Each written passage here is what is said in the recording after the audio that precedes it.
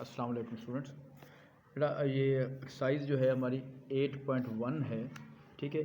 इसमें आपके पास question number 1 हमने लास्ट भी इसकी कुछ डाली थी, पहले वीडियो वो की हुई थी। क्वेश्चन है जी, find the perimeter of the shape. अब यहाँ पे देखें, इसने 4 शेप्स दी हुई हैं। जो पहली शेप है बेटा वो आपके पास क्या है, स्क्वायर है, ठीक है। दूसरी शेप जो है वो रेक्टेंगल है। तीसरा पार्ट जो है उसमें भी शेप आपके पास स्क्वायर कह रहे हैं, और जो चौथी शेप है वो भी क्या है बेटा, रेक्टेंगल है, ठीक है। तो अब इसमें देखिएगा कॉन्सेप्ट थोड़ा सा दोबारा रिकॉल कर लें। जो स्क्वायर होता है उसकी जो चारों साइड होती हैं वो सेम होती हैं, और जो रेक्टेंगल होता है उसकी दो जो अपोजिट साइड होती हैं वो सेम होती हैं। जैसे ये 4.5 है तो दूसरी भी बेटा क्या होगी, 4.5। अगर ये 2 सेंटीमीटर है तो ये भी क्या होगी, 2 सेंटीमीटर। अब जो थर्ड पार्ट है उसने इसको स्क्वायर कहा हुआ है, और जो फोर्थ पार्ट है इसको भी उसने यहाँ पे रेक्टेंगल कहा हुआ है, ठीक हो गया।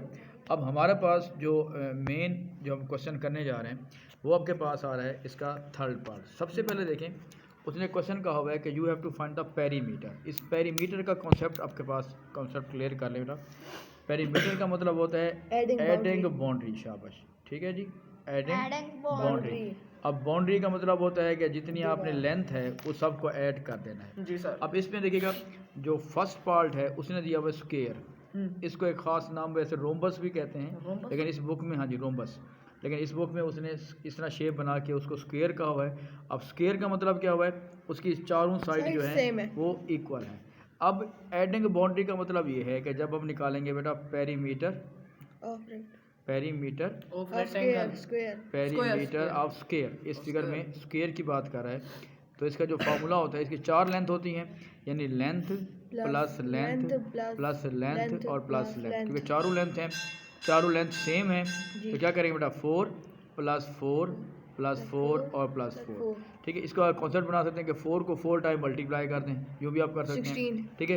ये कितना आ जाएगा बेटा, 4 को अगर आप 4 टाइम मल्टीप्लाई करते हैं तो क्या बन जाएगा बेटा, 16 सेंटीमीटर। तो ये इसका आंसर आ जाएगा। इसी तरह आ जाए बेटा सेकंड पार्ट, फोर्थ पार्ट है आपके पास, वो बेटा क्या दिया हुआ है, रेक्टेंगल। अब मुझे कौन बताएगा ज़रा, स्क्वायर में और रेक्टेंगल में क्या फ़र्क होता है।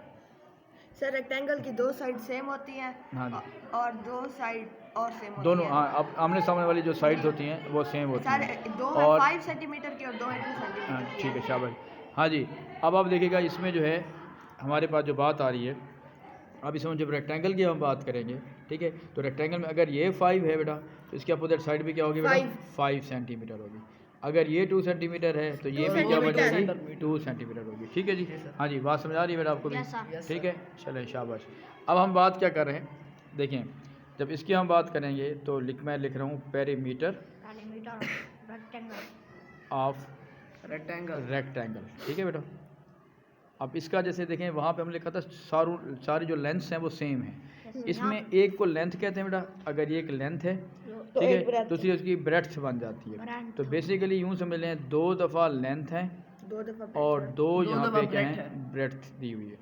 तो इसमें एक फार्मूला होता है जो मैं यहाँ पे अभी उसको अब इसलिए लिख रहा हूँ ताकि कहीं अगर यूज़ हो जाए तो इसको होता है 2 × 2 लेंथ प्लस ब्रेड्थ, लेकिन मैं इसको फ़िलहाल इसी अंदाज से यूज़ कर रहा हूँ। देखिए लेंथ बेटा 5, इसको देखते जाइएगा प्लीज़, 5 + 5 और ब्रेड्थ है जी 2 + 2।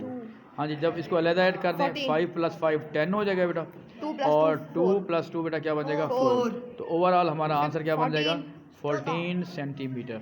ये आपके पास बेटा क्या आ गया है, इसका आंसर आ गया, ठीक है। उम्मीद काफ़ी आपको बात समझ आ गई होगी। Yes sir. हाँ जी बेटा, ठीक है, समझ आ गई आपको बात, ठीक है। उम्मीद काफ़ी आपको बात क्लियर हो गई होगी, तो इसकी जाके ज़रा प्रैक्टिस कर लीजिएगा। Thank you.